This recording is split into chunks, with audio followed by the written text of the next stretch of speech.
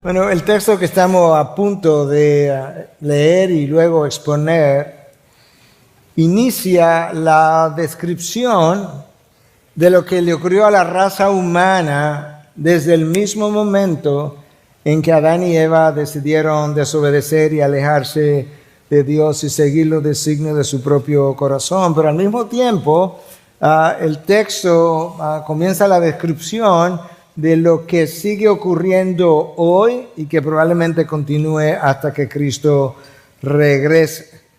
Estas consecuencias de las cuales vamos a estar hablando en el día de hoy, que las vemos frecuentemente a nivel de la sociedad, comienzan primero siempre, no hay otra manera de que pueda ser a nivel del individuo, y en la medida en que el individuo va y hace comunidad en la sociedad, entonces comienzan esas consecuencias a ser reflejadas a un nivel más comunitario. Pero el texto de hoy, por un par de mensajes más, nos estará recordando que muchas de las consecuencias que nosotros vemos cuando el hombre decide seguir su propio camino son consecuencias naturales de su obrar, pero muchas veces son las consecuencias directas de un Dios cuya ira ha sido incendiada, por así decirlo, una ira que la definimos como la intolerancia santa de ese Dios hacia la maldad y el pecado, o el rechazo hacia todo lo que es contrario a su naturaleza santa.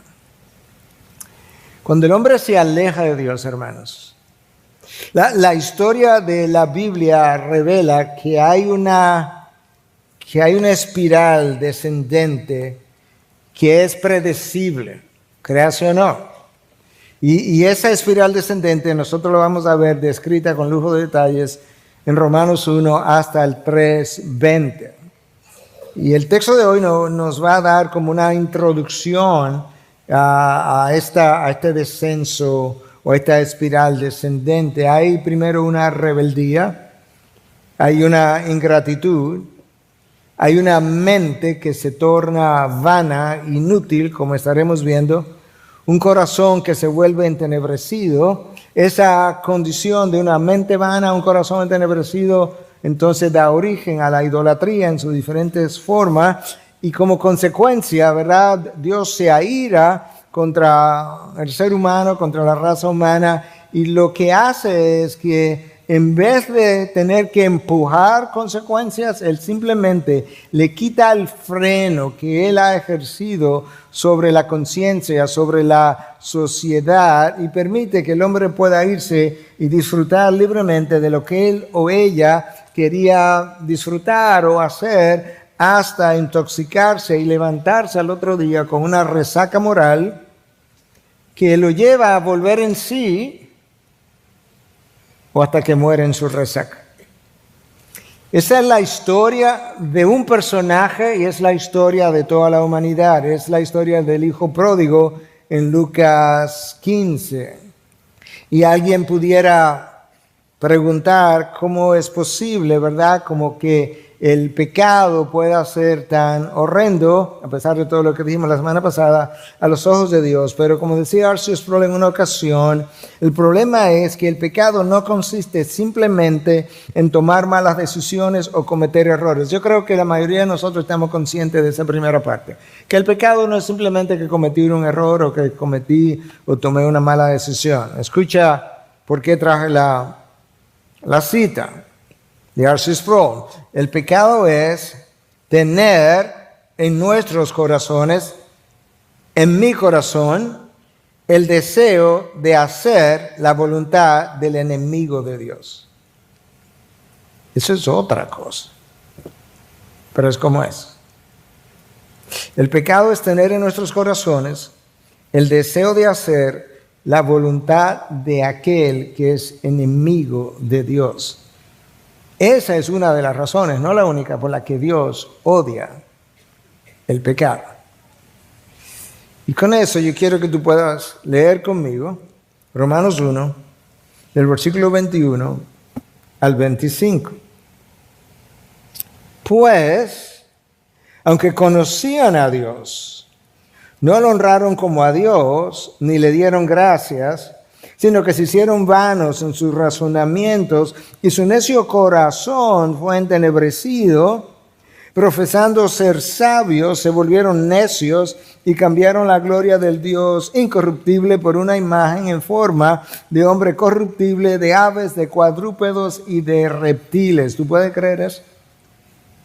Por lo cual, debido a eso que el hombre hizo, por lo cual Dios los entregó a la impureza en la lujuria de sus corazones, de modo que deshonraron entre sí sus propios cuerpos. Porque ellos cambiaron la verdad de Dios por la mentira y adoraron y sirvieron a la criatura en lugar del Creador, que es bendito por los siglos. Amén. Hermanos, yo reflexionaba sobre este texto y mientras trataba de digerir lo denso de este texto y de todo lo que sigue, me llegó momentáneamente esta idea y se la comenté a mi esposa y la idea fue esta: esto es uno de estos textos que tú preferirías como no predicar, hasta que el Espíritu de Dios inmediatamente trajo a mi mente la idea de no se te ocurra jamás pensar algo así. Esa es mi palabra. De manera, Dios, que te pido perdón de nuevo por si quiera pensar momentáneamente algo similar, y yo te pido simplemente que me acompañe a lo largo de todo el camino. En los versículos anteriores, 19 y 20, Pablo habló de que Dios había revelado su existencia al ser humano en su conciencia, en su interior y en su creación de forma clara y evidente. Por un lado, Dios dice: en la conciencia del hombre hay algo que yo hice que tú no entiendes, que le deja a él ver que realmente yo existo. Y yo puse el sentido de la eternidad en cada ser humano, como vimos en Eclesiastés 3:11 la semana pasada. Pero también, por otro lado, yo formé un universo tan perfectamente calibrado y sincronizado que es imposible que el ser humano no pueda concluir que hay un creador detrás de lo creado. Hermanos, tú puedes creer que el universo, el reloj del universo, está tan perfectamente sincronizado que tú puedes predecir hoy el día, la hora, el lugar, las condiciones de los próximos eclipses de sol por 50, 100, 200, 300 años. Y si Cristo no viene, sentarte a esperarlo y ocurrirán exactamente como se prediga hoy. ¿Tú te imaginas eso? Con billones de astros moviéndose. De hecho, años atrás se inventó un reloj y fue calibrado a la perfección, y de repente encontraron que había, no sé si centésima o milésima de segundo, que estaba como fuera de tiempo. ¿Y sabe cómo lo calibraron? Por el reloj del universo. Dios dice: el hombre no tiene excusa. Versículo 20. El hombre no tiene excusa para concluir que yo no existo. De hecho, para Dios no hay ateo. El ateo niega lo que él sabe que existe. Y esa es la razón ahora, ya todo eso lo vimos en el mensaje anterior. Esa es la razón por la que en el versículo 21 de hoy, Pablo comienza diciendo: pues aunque conocían a Dios, no es que pudieron haberlo conocido, pudieron llegar a la conclusión, si hubiesen investigado mejor, no. Pues conocían a Dios.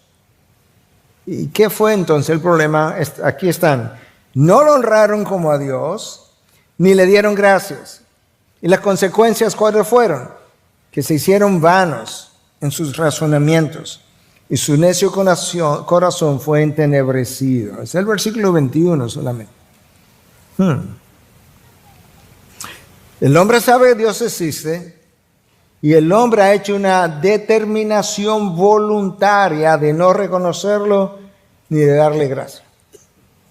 Y esa es la razón por la que decidí, como título de mi mensaje, el fruto de la rebeldía y la ingratitud de la humanidad.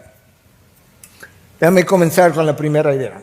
El hombre conocía que había un Dios. La palabra en el original es ginosko o ginosco. De acuerdo a una de las fuentes consultadas, eso tiene que ver con conocer a Dios de manera personal, el Dios creador. No necesariamente, o mejor dicho, definitivamente que el apóstol Pablo no está diciendo que tú puedes llegar a la conclusión de que Cristo es el Dios redentor y quien perdona mis pecados. No. Pablo está hablando al hombre en general de que él puede concluir que hay un creador por medio de la creación. Y yo creo que eso es importante que lo podamos entender.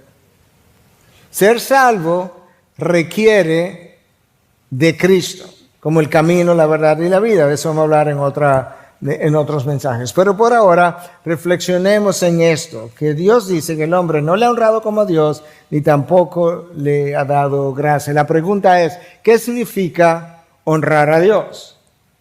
Bueno, honrar a Dios implica glorificar a Dios. Si tú pudieras decir, pastor, no me ha ayudado mucho con eso. Bueno, no honraron a Dios implica no glorificaron a Dios. Y no glorificar a Dios implica no reconocerlo, por un lado, como el Dios soberano sobre toda la creación. Cuando no haces eso, no le estás glorificando. No reconocerlo como el ser de mayor dignidad, de mayor gloria, de mayor autoridad, de mayor poder y de mayor bondad. El hombre no me ha reconocido como el ser de mayor dignidad, autoridad, poder, gloria y bondad. Honrar a Dios es glorificar a Dios, y glorificar a Dios es exaltar sus atributos, poner de manifiesto sus atributos. Eso es exactamente lo que Pablo dice en los versículos 19 y 20, que desde la creación del mundo su eterno poder y divinidad, o su eterno poder y sus atributos han sido claramente visibles por medio de lo creado. Hermano, nosotros con frecuencia decimos gloria a Dios, pero yo creo que cuando decimos eso, ni siquiera estamos como apercibidos con cierta profundidad de lo que estamos diciendo. No glorificar a Dios no es tan poca cosa como a veces pensamos. Déjame darte un par de ilustraciones. En el libro de los Hechos, capítulo 12, versículos 21 y 23, nos encontramos con una descripción de un evento donde el rey Herodes, que había estado molesto con la gente de Tiro y Sidón, ahora ellos estaban tratando de apaciguarlo y vinieron donde él, y el texto nos dice lo siguiente, que el día señalado Herodes, vestido con ropa real, se sentó en la tribuna y comenzó a hablarles. Y la gente gritaba, voz de un Dios y no de un hombre es esta. Al instante, un ángel del Señor lo hirió por no haber dado la gloria a Dios. Lo mató. No dar la gloria a Dios, que es la queja, la acusación que Pablo trae a colación en Romanos 1, no es poca cosa. Y Herodes murió comido de gusanos. Es como que Dios estaba diciendo, eso es lo que tú mereces cuando tú no glorificas al Dios creador. Y por un lado, eso lo puede hacer el ateo, ¿verdad? En su forma más extrema, cuando él no reconoce a Dios, por tanto no glorifica a Dios. Pero hay formas como el creyente tampoco glorifica a Dios. Y una de esas formas es cuando nosotros pecamos voluntariamente, con lo cual expresamos nuestra autodeterminación de gobernarnos a nosotros mismos. Raramente, después que tú tienes varios años en la fe cristiana, tú puedes decirte que, yo pequé anoche y no me di cuenta. No, con frecuencia incluso yo sé que voy a violar el límite y violo el límite. Eso no glorifica a Dios porque no le refleja, y Dios dice, eso no es sencillo. Tú puedes ver incluso, decía esta mañana más tempranamente, que la idea de glorificar a Dios permea toda la historia bíblica, hasta el punto que cuando tú llegas al final, al libro de Apocalipsis, Capítulo 14, en la hora del juicio, aparece un ángel pregonando en los cielos el evangelio, y escucha lo que dice el texto en capítulo 14, versículos 6 y 7. Después vi volar en medio del cielo a otro ángel que tenía un evangelio eterno para anunciarlo a los que moran en la tierra y a toda nación, tribu, lengua y pueblo, que decían a gran voz: teman a Dios y den a Él la gloria, porque la hora de su juicio ha llegado. Parte del juicio tiene que ver con que no le han dado a Él la gloria. Den a Él la gloria porque la hora de su juicio ha llegado. Adoren al que hizo el cielo y la tierra, el mar y las fuentes de agua. Adoren al Dios creador. De ese Dios es que Pablo está hablando en Romanos 1 al hombre que todavía no se ha encontrado con Cristo, pero que tiene aplicación para nosotros. Acusación número 1. No me honraron como Dios. Acusación número 2. Tampoco me dieron gracias. Hermanos, en la medida en que yo reviso la palabra de Dios, en la medida en que yo estudio, por así decir, la historia humana, he llegado a la conclusión que la ingratitud es uno de los peores pecados del ser humano contra Dios. Y forma parte de su rebelión. De hecho, la rebelión ocurre primero y la ingratitud es su fruto. Primero el hombre comienza a rebelarse contra Dios.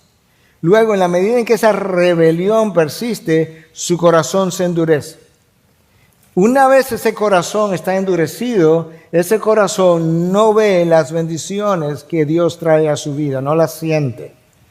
Ese corazón tampoco ve las personas que Dios trae a tu vida para bendecir tu vida. Y eso comienza incluso con padres y sus hijos, la manera como reaccionan. Más bien rechazamos a la persona que Dios ha traído a nuestro camino para bendecirnos. Y ese pecador endurecido prefiere sufrir las consecuencias de su pecado antes que someterse a la voluntad de Dios y disfrutar de sus bendiciones. Vamos a decir eso otra vez. El pecador que se endurece con frecuencia llega a la conclusión: no, que yo eso no lo voy a hacer. Yo sé que eso es lo que la Biblia dice, pero yo no lo voy a hacer. Yo prefiero sufrir las consecuencias que seguir aquí donde yo estoy. En otras palabras, prefiero las consecuencias que yo no conozco, violando la voluntad de Dios, que permanecer en las condiciones que estoy, sometido a la voluntad de Dios, que eventualmente me traerán sus bendiciones. Ese es el corazón humano. Ese es el corazón endurecido. Ese corazón endurecido comienza a pensar: para vivir con las limitaciones que la voluntad de Dios me impone, prefiero vivir las consecuencias de mi libertad. ¿Cuáles consecuencias? No sé, ese es el problema. Que como no las conoce, piensa que van a ser más pequeñas que lo que estás viviendo ahora. Y lo que ocurre es que en ese momento nosotros hemos pasado a hacer nuestra propia ley. Y tanto Dios como todo lo que nos recuerda a Dios representa un estorbo. Eso fue exactamente la historia del hijo pródigo. Mi papá en esta casa es un estorbo para como yo quiero vivir. Por eso el pecador endurecido decide alejarse de Dios y el hijo pródigo decidió alejarse de su padre, que en la parábola representa exactamente lo mismo, a Dios. Con el tiempo aumentaron las consecuencias del hijo pródigo y con el tiempo aumentan las consecuencias de aquel que se aleja de Dios. Pero una de esas consecuencias que ocurre en el corazón del que se aleja de Dios es justamente el hecho de que desarrolla un espíritu de ingratitud. Lo impresionante es que cuando Pablo le describe a Timoteo las condiciones de los hombres malvados de los últimos tiempos, e incluso le dice, luego que le da una serie de características, le dice que a esos evita, le dice a Timoteo. O sea, esos hombres son tan malvados que evítalo, Timoteo, porque van a ir ocurriendo a lo largo del tiempo, pero van a proliferar en un futuro. Escucha algunas de esas condiciones en 2 Timoteo 3:2. Porque los hombres serán amadores de sí mismos. Hay como 19 condiciones de estos hombres. y ambos tienen que ver con una perversión del amor. Comienza con amadores de sí mismos y termina con amadores de los placeres antes que amadores de Dios. Pero en el interín, escucha, los hombres serán amadores de sí mismos, avaros, jactanciosos, soberbios, blasfemos, desobedientes a los padres, escucha, ingratos, irreverentes. ¡Wow! Yo no hubiese pensado que en esa lista de hombres malvados, descrito para tiempos incluso futuros, aparecería la ingratitud como una de sus características. Y las razones, hermanos, que cuando tú lees este libro dado por Dios, la ingratitud es el fruto de un corazón rebelde, de un corazón orgulloso, autosuficiente, de un corazón egoísta que espera que todo el mundo complazca sus deseos, de un corazón que entiende que realmente no le debe nada a nadie. Yo al final me he abierto paso yo solo. De un corazón comprometido con vivir sus deseos independientemente de las consecuencias. Es ahí donde comienza el hijo pródigo de Lucas 15. Él se rebela contra su padre. Cuando habla con su padre, dice, dame mi parte, que me quiero ir. El padre dice, pero hijo, tú lo has tenido todo aquí en mi casa. ¿Cuál es el problema? No, es que yo no lo quiero a tu manera. Pero ese padre representa a Dios, de manera que dame mi parte. ¿Y sabes qué hace el padre? Pues toma tu parte. El hijo se va. Y comienza entonces a vivir los placeres del mundo y comienza a fornicar con prostitutas. Y lamentablemente él gastó todo lo que tenía y luego cuando él no tenía ni siquiera para comer, él estaba trabajando alimentando puercos, que en el contexto judío de por sí ya era una gran humillación porque estaba alimentando animales inmundos. Cuando ya él no tenía que comer, decidió que él para sobrevivir comería la comida de los puercos inmundos que no se suponía que él viviera entre ellos. Y de repente él dice, pero ¿qué es lo que yo he hecho? Si el peor trabajador en la casa de mi padre vive mucho mejor y come mucho mejor que lo que yo estoy viviendo y comiendo. Bueno, ese es el fruto de la rebelión y de la ingratitud humana, que es el título de mi mensaje. Y es el texto, o es la verdad que Pablo está exponiendo. Escúchalo otra vez en versículo 21. Pues aunque conocían a Dios, no le honraron como a Dios ni le dieron gracias. Entonces, ¿cuál fue el resultado de eso? Cuando tú haces eso, cuando te rebelas contra Dios, cuando te vuelves ingrato contra las bendiciones de Dios, ¿qué le ocurre a tu vida? Se hicieron vanos en sus razonamientos. Si se hicieron vanos, implica que no eran. Y su necio corazón fue entenebrecido de manera que no era así. ¡Wow! Lo que ocurre, hermanos, es que cuando te alejas de Dios, tú te alejas de la fuente de sabiduría y del conocimiento. No puedes pensar racionalmente. No puedes pensar ni siquiera conforme a la gracia común que Dios concede a todos los hombres, aun aquellos que no son salvos. No, tu corazón tu razonamiento es vano, inútil. Las áreas oscuras de tu mente ahora no tienen luz.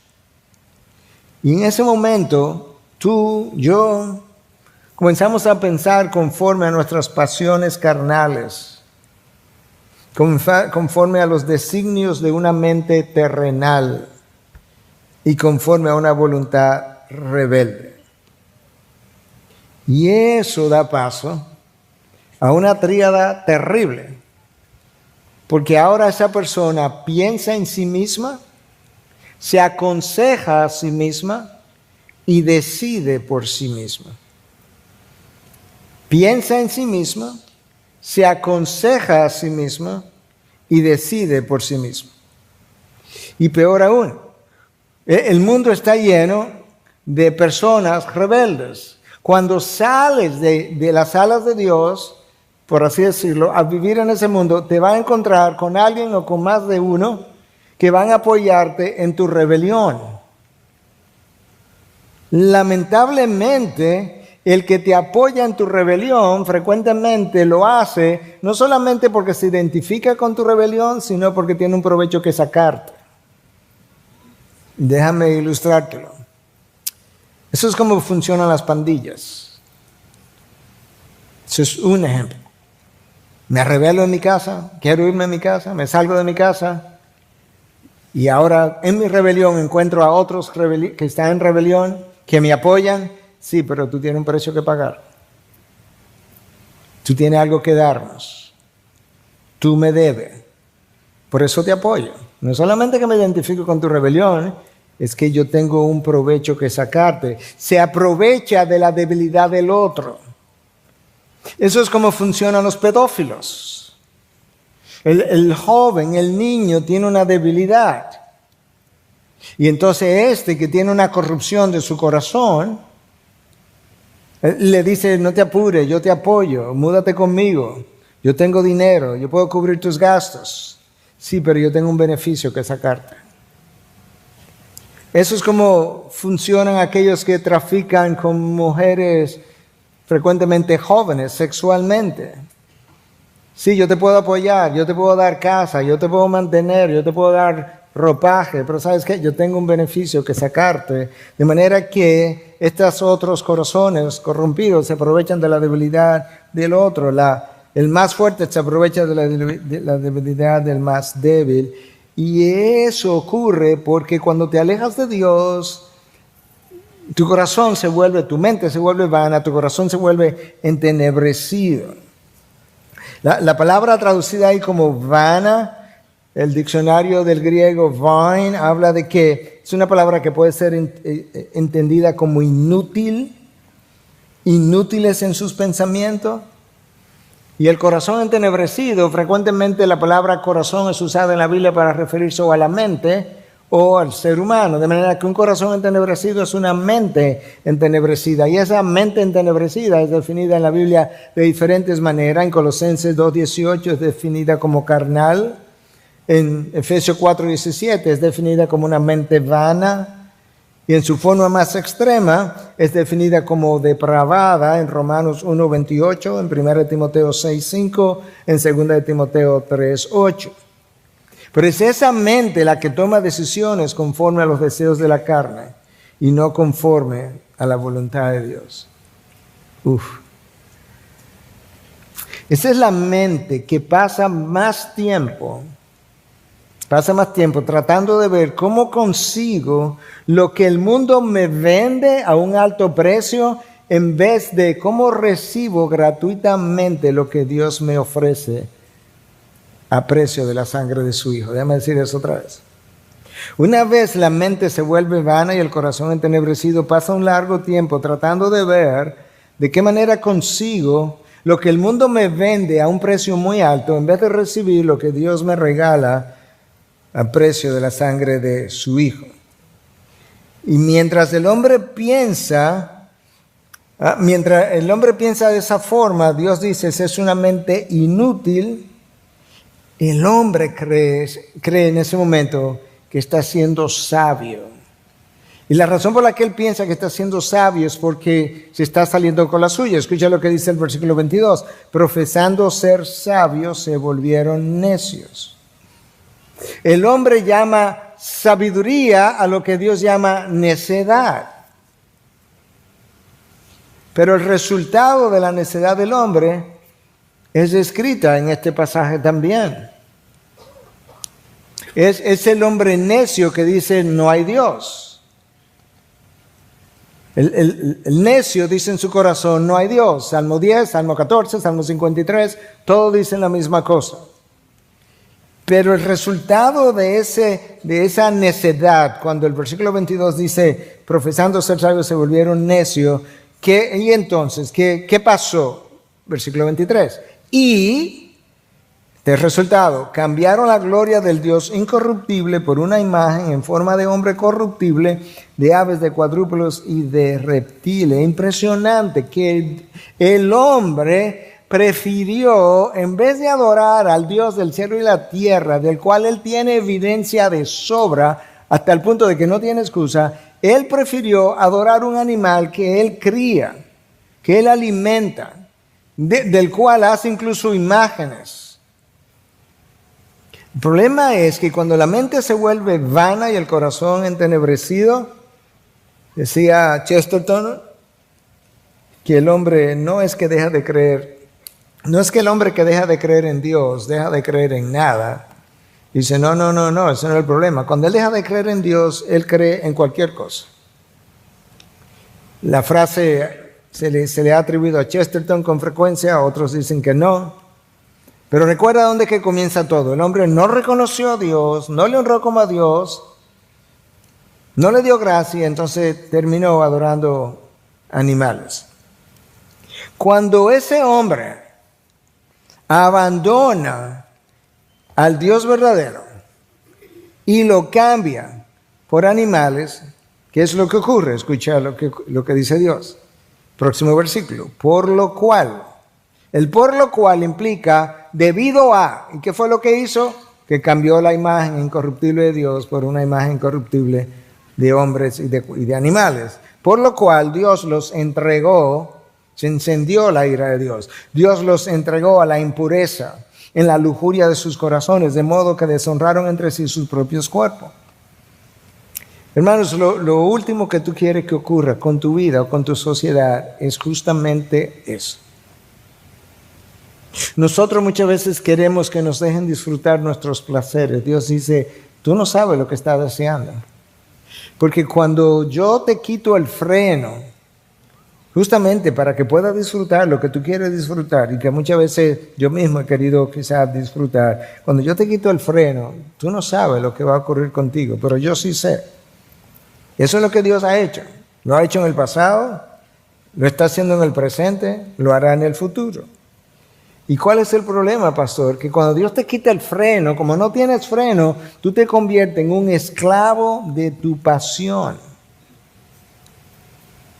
Y ese esclavo de tu pasión frecuentemente se vuelve esclavo de otros.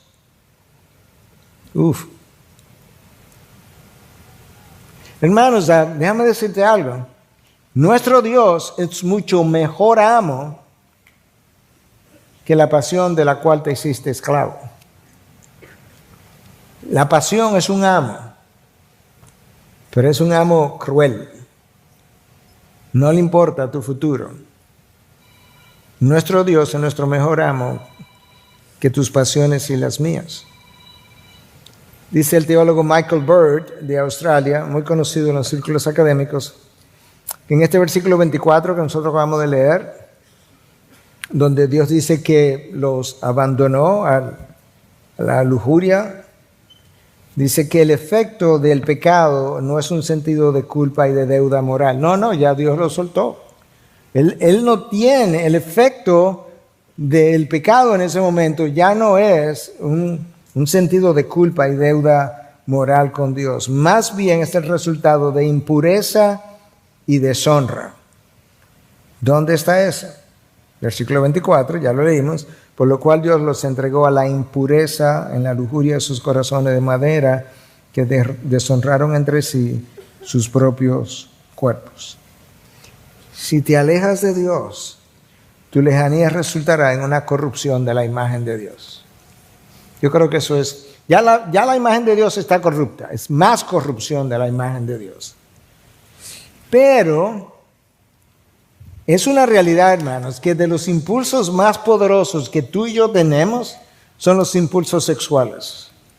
Por tanto, tiene lógica que si la imagen de Dios resulta más corrompida, mis impulsos sexuales resulten más corrompidos. Porque son de mis impulsos más poderosos. Un pastor le preguntó a otro pastor de 90 años, como que cuando se paraba, no estoy diciendo que esa es la realidad con cada pastor, estoy diciendo simplemente de ese pastor, para que no me confunda, que cuando se paraba la lucha contra la lujuria, y él, 90 años, y él le dijo, yo todavía estoy luchando. Lo que te quiero decir con esto, que si la imagen de Dios se está corrompiendo, pues tiene sentido que hay una mayor corrupción de esos deseos. Y el texto de Romanos conecta la idolatría y la inmoralidad. John Stott, en su comentario sobre este texto, dice: la historia del mundo confirma que la idolatría tiende a llevar a la inmoralidad. Recuerda, la idolatría no es una estatua, aunque puede ser. Ahorita vamos a hablar un poco de eso. Una falsa idea de Dios lleva a un falso entendimiento del sexo. Pablo no nos dice qué tipo de inmoralidad él tiene en mente, excepto que involucra una degradación de los cuerpos del uno y del otro. Si leemos más abajo, nos daremos cuenta que está involucrada la homosexualidad, pero esa no es la única forma de inmoralidad a la que Pablo pudiera estarse refiriendo. Entonces ahora, versículo 25, porque ellos, tienen que notar la secuencia de estas conjunciones. Dios dice primero en el 23 que ellos cambiaron la gloria del Dios incorruptible por una de imagen de forma de hombre, corruptibles, de aves, cuadrúpedos y reptiles. Eso fue lo que pasó. Entonces, el próximo dice, por lo cual, en vista de que ellos se tornaron la idolatría, por lo cual Dios se los entregó. ¿Ok? Y si no quedó claro por qué Dios los entregó, versículo 25, porque ellos cambiaron la verdad por la mentira y adoraron y sirvieron a la criatura en lugar del Creador, quien es bendito por los siglos de los siglos. Hermanos, eso comenzó en el jardín del Edén, cuando Adán y Eva cambiaron la verdad del Dios creador por la mentira de la criatura, de la serpiente. Y eso resultó en una oscuridad de la mente. Y eso resultó en un corazón ahora entenebrecido con deseos pecaminosos. Cada vez que nosotros pecamos, hemos ignorado la verdad de Dios y hemos abrazado una mentira, la que tú quieras.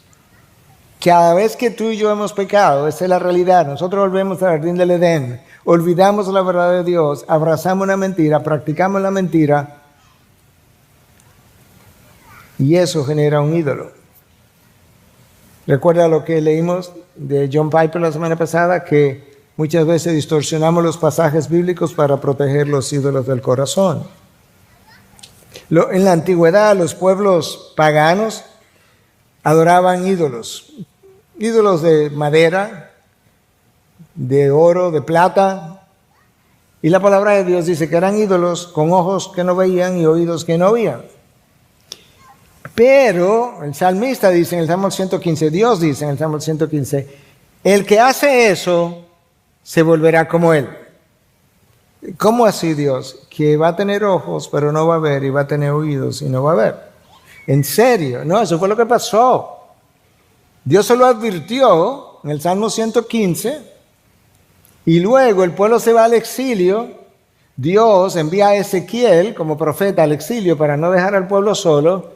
Le habla a Ezequiel y escucha lo que dice. Y vino a mí la palabra del Señor, dice Ezequiel, diciendo, hijo de hombre, habitas en medio de una casa rebelde. ¿Cuál casa? La nación de Israel, el pueblo de Israel. Ok, ¿qué tú quieres decirme de la nación de Israel? Escucha lo que Dios dice. Tienen ojos para ver y no ven, oídos para oír y no oyen, porque son una casa rebelde. ¡Wow!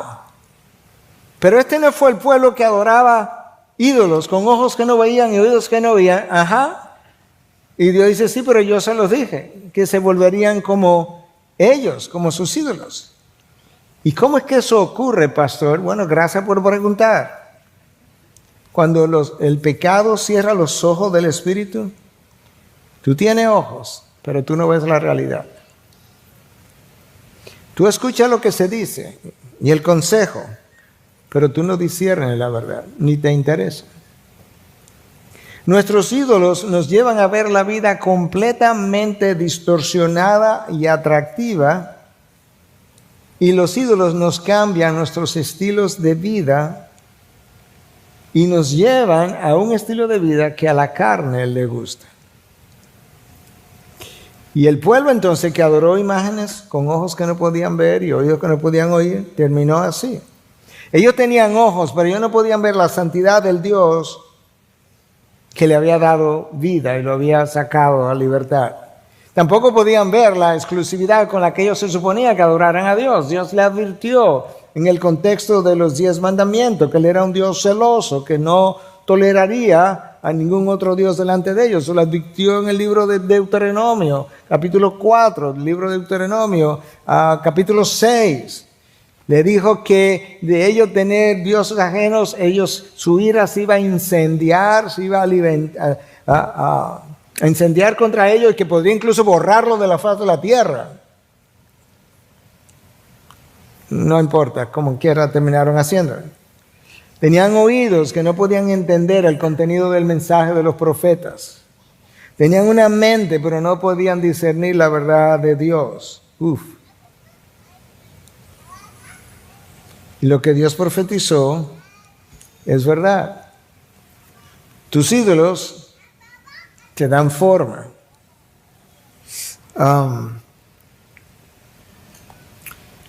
Yo no sé cuál sería la evaluación que tú harías de ti mismo espiritualmente hoy en día, pero no importa, la que sea, del 1 al 10. El número que te des probablemente menos de ahí, o que yo me dé, porque Dios es realmente que conoce la verdad. Pero la que sea tu evaluación, esa evaluación, eso que tú eres hoy, está directamente relacionado a los ídolos que posees.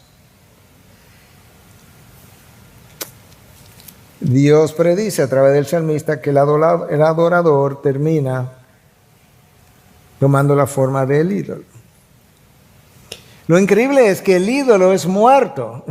Esto es como la gran paradoja. El ídolo no tiene vida, nunca ha tenido vida. El ídolo muerto te da forma. ¿Pero cómo es posible? Porque si fuera un amigo que me dio forma, pero un ídolo, sí. Entonces, pastor, ¿qué es un ídolo? Sigue preguntando. Bueno, déjame decirte, un ídolo es cualquier cosa o cualquier persona, cosa o persona, que comienza a capturar la atención de tu mente, de tu corazón y de tus emociones más que Dios. ¿Ok? Tú puedes encontrar esa definición o algo parecido en el libro Gospel Treason o la traición del Evangelio, ya en español. La segunda definición es que un ídolo puede ser definido como eso hacia lo que tú corres cuando estás bajo presión y estás cansado. Espérese, pastor, vaya al paso. Sí, déjame ir al paso. O sea, cuando tú estás cansado, hay algo hacia lo que tú corres.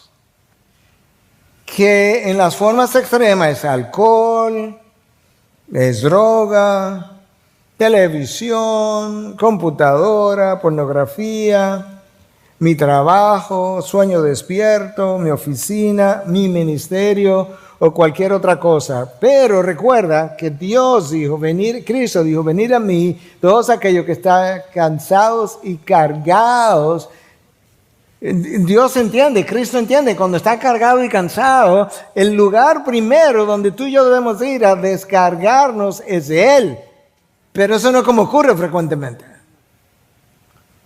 Entonces voy a descargarme donde no debo ir y regreso físicamente descargado y emocionalmente igualito. O peor, gracias. Por eso es que oímos con frecuencia, bueno, ¿cómo llegaste? Bueno, acabo de venir de vacaciones, pero yo creo que yo necesito unas vacaciones de estas vacaciones. ¿En serio? ¿No fue a descansar que fuiste? Decía Agustín, el gran teólogo Agustín, que aún los muertos son superiores a los ídolos, porque por lo menos alguna vez los muertos tuvieron vida. Pero los ídolos nunca la tuvieron y nunca la tendrán. Miles de años de historia no han podido curar al hombre de sus ídolos, ni a ti ni a mí, por si acaso está tratando de quedarte afuera. Voy para allá en un momento, pero escucha lo increíble del ser humano. Dios se entregó, por así decirlo, al pueblo judío en el Antiguo Testamento, de una forma personal. Dios siempre ha sido personal, pero lo que quiero decir con esto, que cuando Él hablaba a través de los profetas, con frecuencia le hablaba como si el profeta fuera el mismo Dios para poder razonar con ellos a su nivel y con sentimientos y emociones. Y escucha a Dios hablando a través de Jeremías 2:5. Padres, ustedes que tienen hijos, imagínense que esta voz de Dios es la de ustedes hablándole a sus hijos. Entonces Dios está hablando y le dice al pueblo judío: ¿qué mal encontraron en mí sus antepasados que los llevó a alejarse tanto de mi lado? Es como, ¿qué fue lo malo que hice? Padres con hijos que están aquí, escúchame, es como tú diciendo: mi hijo, pero ¿y qué fue? Tan mal te traté. Y Dios está diciendo: ¿qué fue lo que sus antepasados encontraron tan mal en mí que los llevó a alejarse tan lejos? Pero lo peor no es siquiera eso. Dice, y entonces rindieron culto a ídolos inútiles y ellos mismos se volvieron inútiles. ¿Qué fue lo tan malo que encontraron en mí que fueron al ídolo muerto a encontrar en ellos lo que supuestamente no encontraron en mí? Lo que hacemos con frecuencia los seres humanos hoy.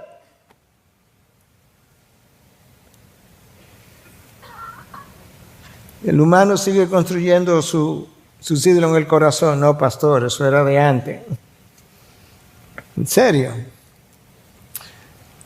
¿Tú no crees que tiene ídolos? Deja ver si en 30 segundos puedo convencerte de que sí. ¿Alguna vez tú has desobedecido a Dios en el último año? Ok, hace mucho tiempo. ¿30 días? ¿7 días? ¿24 horas? ¿En la mañana de hoy? Amén. Cada vez que tú y yo desobedecimos a Dios, obedecimos algo o alguien. Y eso a lo que tú obedeciste, que no fue Dios, es tu ídolo. Déjame decirte, te lo voy a leer porque es prácticamente idéntico a lo que Paul Tripp escribió. Cuando desobedeciste a Dios, obedeciste a algo o a alguien. Ese otro a quien obedeciste, quizás tú mismo, es tu Dios funcional. Y si es tu Dios funcional, es tu ídolo. Recuerda, no hace mucho, domingo pasado vino una joven, me encantó algo que me recordó de uno de mis sermones y por eso lo tengo ahora en este también. Pero pastor, yo tengo una pregunta de algo que usted dijo en un sermón. ¿Qué fue? Es que era una pregunta en inglés, luego yo traté de traducirla, pero what makes you tick? ¿Qué es lo que te hace? ¿Recuerda los relojes anteriores? Ni tan antiguos, porque son de mi época, ¿ok? Los relojes anteriores que tenían una pila que hacían tic, tic, tic, tic, ¿te acuerdas? La pila era lo que lo hacía tic, tic, tic, tic. Eso en tu vida que te hace tic, tic, ¿qué es lo que mueve tu vida? Ese es tu Dios. No hay duda de eso. Tú lo puedes discutir hasta mañana en la mañana. What makes you tick es tu Dios. La traducción al español sería algo como: aquello que es la chispa de tu vida es tu ídolo y es tu Dios funcional. Aquello por lo que tú te levantas, aquello por lo que tú estás animado, aquello por lo que tú estás contento de vivir, de hacer lo que lo vive, ese es tu Dios. Bueno, pastor, ese es mi Dios. Amén, gloria a Dios, aleluya. Sí lo es. Por eso que Pablo dice, para mí el vivir es Cristo. Cristo me hace tick todos los días. Pero cuando el hombre decide alejarse de Dios, él comienza a acumular ídolos. Por lo cual, versículo 24, Dios los entregó a la impureza en la lujuria de sus corazones, de modo que deshonraron entre sí sus propios cuerpos. ¿Por qué? ¿Por qué Dios hizo eso? Porque Ellos cambiaron la verdad de Dios por la mentira y adoraron y sirvieron a la criatura en lugar del Creador, que es bendito por los siglos de los siglos. ¿Quieres encontrar tus ídolos? Sí, ¿no? Quisiera como ver cómo lo identifico. Ahí no hubo ningún amén, pero yo te doy el amén. Amén por ti.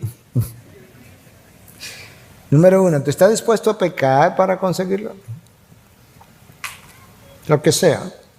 Si estás dispuesto a pecar para conseguirlo, descubriste un ídolo. ¿Estás dispuesto a pecar y no pagar tus impuestos? Lo cual es un pecado. Romanos 13. Encontraste un ídolo. ¿Estoy dispuesto a pecar si pienso que lo voy a perder? Eso es un ídolo. ¿Es esto lo que me da sentido de valor, importancia? Eso es un ídolo. Me irrito tan pronto alguien me habla negativamente acerca de esa persona o de esa cosa. Eso es un ídolo. Hermanos, el corazón no tolera que le hablen mal de su ídolo. Más fácil tolera que le hablen mal de Dios. Y dice, bueno, tú sabes cómo es la gente que siempre anda hablando mal, pero de su ídolo. ¿Es esto lo que necesito para sentirme seguro, para sentirme bien? ¿Estoy dispuesto a sacrificar relaciones para no perderlo? ¿Cortar relaciones? Al final del camino, la idolatría es un problema del corazón. Y por consiguiente, nuestros ídolos revelan quiénes nosotros verdaderamente somos y las cosas que nosotros anhelamos. Déjame hablarte, tengo que cerrar, pero déjame hablarte rápidamente de ídolos que son como más potables. Y Tim Keller hace un excelente trabajo en su libro Reasons for God, o Razones para la Existencia de Dios. Y él dice lo siguiente, hablando de qué es lo que nos da identidad. Si centras tu vida y tu identidad en tu esposa o compañero, lo que implica que eso puede ser un ídolo, serás emocionalmente dependiente, celoso y controlador. El ídolo te daña. Si centras tu vida y tu identidad en tu esposa o compañero, serás emocionalmente dependiente, celoso y controlador. Si centras tu vida y tu identidad en tu familia e hijo, tú tratarás de vivir tu vida a través de tus hijos, hasta que ellos te resientan o hasta que tú no tengas vida propia. A veces ocurre que los padres tienen hijos y los hijos tienen hijos que ahora son nietos. Y muchas veces los padres quisieran seguir viviendo su vida a través de los hijos y los nietos, y los hijos dicen, bueno, está bien, pero... Si centras tu vida y tu identidad en tu trabajo y carrera, te convertirás en un trabajólico. El ídolo te daña. Y si tu carrera se echa a perder, desarrollarás una profunda depresión. Si centras tu vida y tu identidad en el dinero y las posesiones, tú serás consumido por la preocupación y el celo relacionado al dinero. Frecuentemente estás pensando en hacer más dinero, más dinero. La hija de Frank Sinatra decía al final, yo no sé qué hacer con mi papá. Siempre está diciendo, papá, para de trabajar, no tengo que hacer más dinero. Papá, para de trabajar, tengo que hacer más dinero. Y recientemente oí un testimonio similar, ya más cercano. ¿Tú notaste las consecuencias que Pablo ha comenzado a describir? Vamos a llegar al 3:20, apenas estamos en 1:24, 21 al 25, pero tú notaste las consecuencias de la rebelión y la ingratitud humana. El razonamiento se volvió inútil, el corazón fue entenebrecido, la adoración fue corrompida con animales, el hombre deshonró su propio cuerpo en lujuria, cambió la verdad de Dios por una mentira y adoró a la criatura en vez del Creador.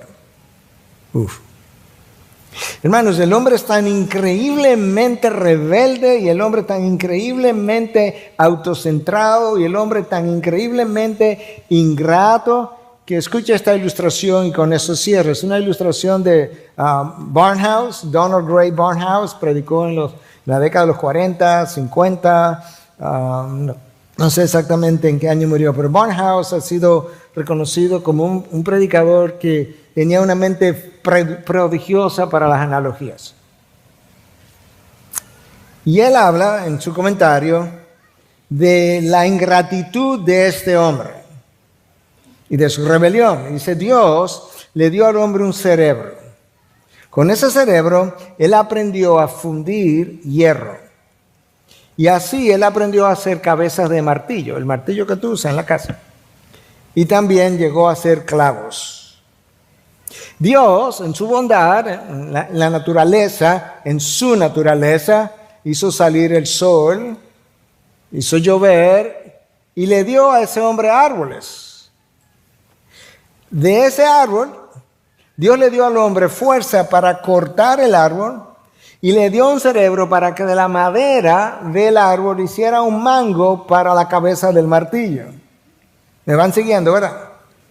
Y ese hombre entonces, cuando Dios dijo, déjame ir a visitarlo más de cerca, y se encarnó, tomó el árbol, lo cortó, le dio forma de cruz, tomó el martillo y tomó los clavos y clavó a Dios.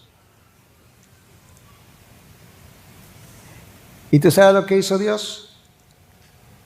Que le extendió los brazos y se dejó clavar. Esa ilustración ilustra el corazón de Dios, el corazón del hombre, la bondad de Dios, la capacidad de ese Dios para amar, para llamar así al hombre que se ha alejado de él, y la ingratitud y la rebelión de ese hombre que, habiendo escuchado desde la cruz el llamado de regresar a él, Padre, perdónalos porque no saben lo que hacen, su deseo preferido es clavar la evidencia porque él quiere insistir en no reconocer a Dios, en no honrarlo para no tener que darle gracia y mucho menos para tener que rendirle cuentas. Pero el día de rendición de cuentas viene de camino. Padre, gracias.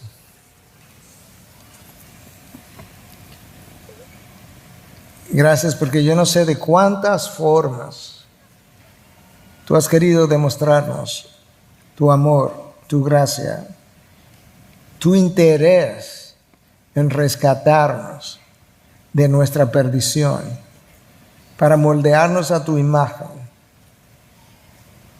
Y para que nosotros entonces, habiendo sido hechos a tu imagen, podamos tener el mayor de los gozos, el mayor de los propósitos, el mejor de los significados de vida, la mejor dirección, la mayor paz, la mayor tranquilidad, la mejor calidad de vida. Y nosotros insistimos en nuestras formas, nuestros deseos, nuestros caminos, nuestra voluntad. Nos volvemos avaros y llamamos a eso mayordomía.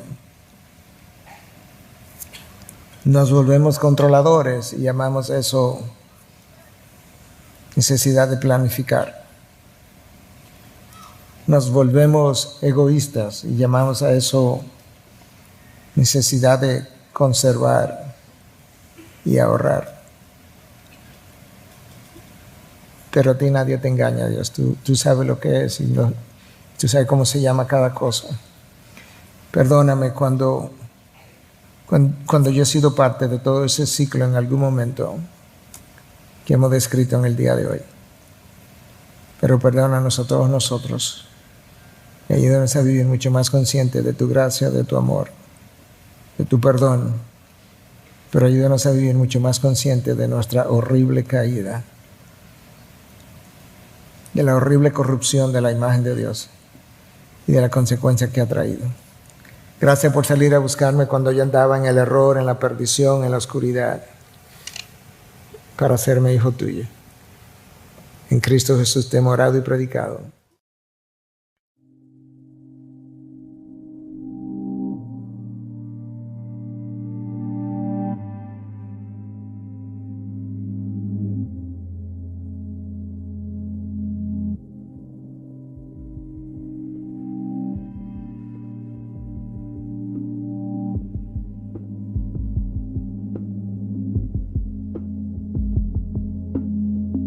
I sent my name into the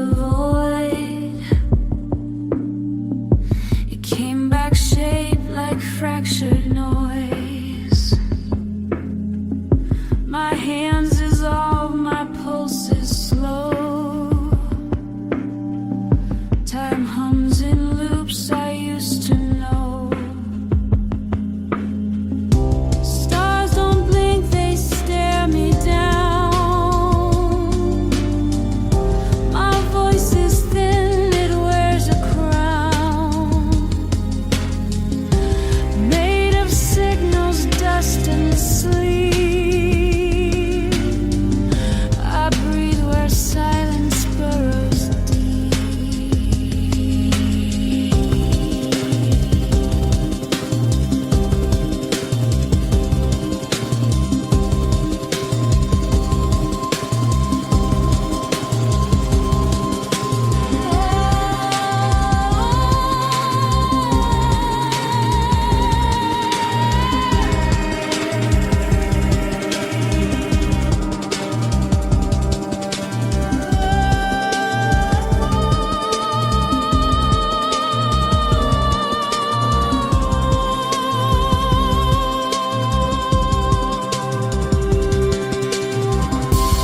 Gravity forgets me now. I float through thoughts I disallow. My skin and my apple static dreams. Echoes dressed in silver seams.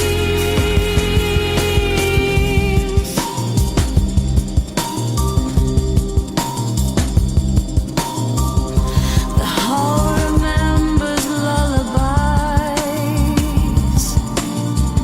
sung by machines with rusted eyes. I kiss the dark with data lips and write goodbye in solar scripts.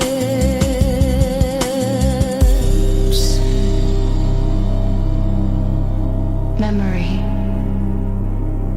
misaligned, orbit failed, transmission ends.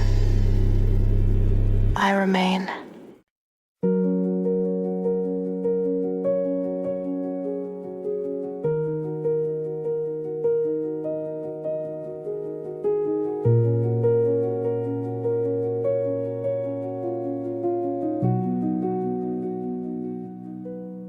The door is closed, the world's outside.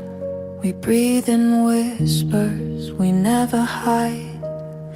The air remembers what we've been. In the room we don't exist in. No clocks, no names, no rules to break. Just hearts pretending they're awake. If love's a crime, we serve it here in silence, safe and crystal clear. In the room we don't exist in, we're alive, though the world can't listen.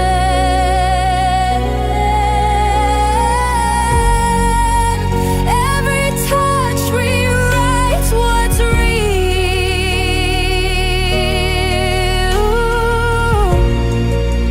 Every breath is ours to steal. Your hand is light, but heavy too. The truth dissolves when I'm with you. The walls have seen but never speak. Our love's a storm that feels so meek. We fade before the morning's thin. The world forgets where we have been. But when I close my eyes, I'm still within the room we don't exist in. In the room we don't exist in.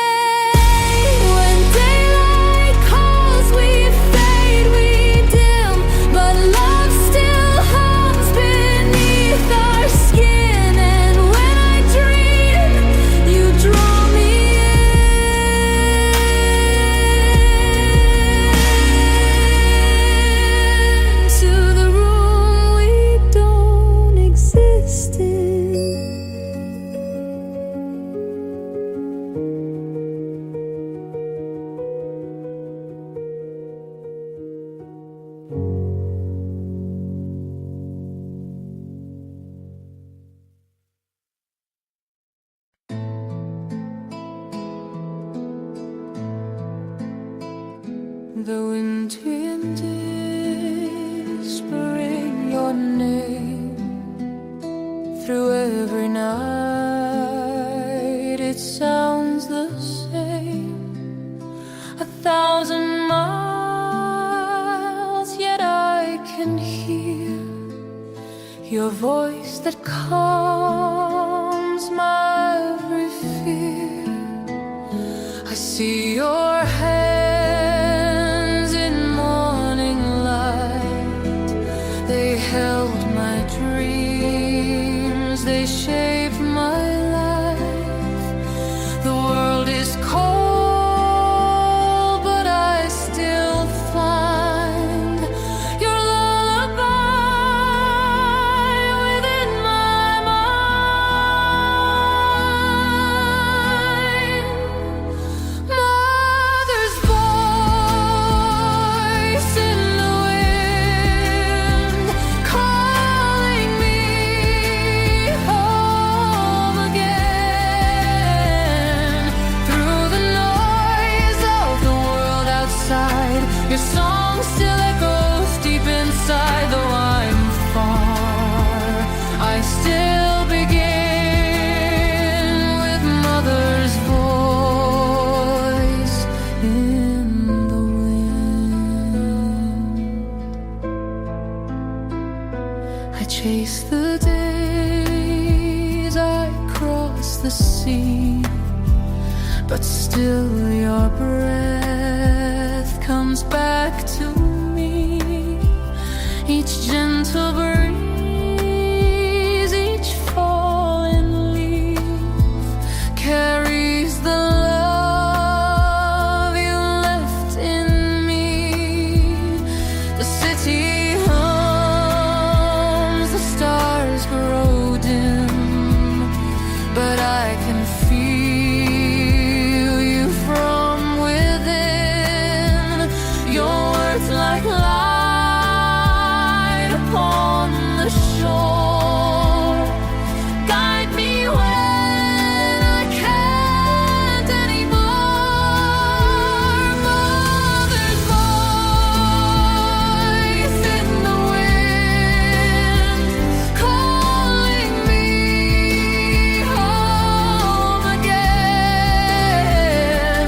Through the noise of the world outside, your song still echoes deep inside. Though I'm far, I still begin with mother's voice in the wind.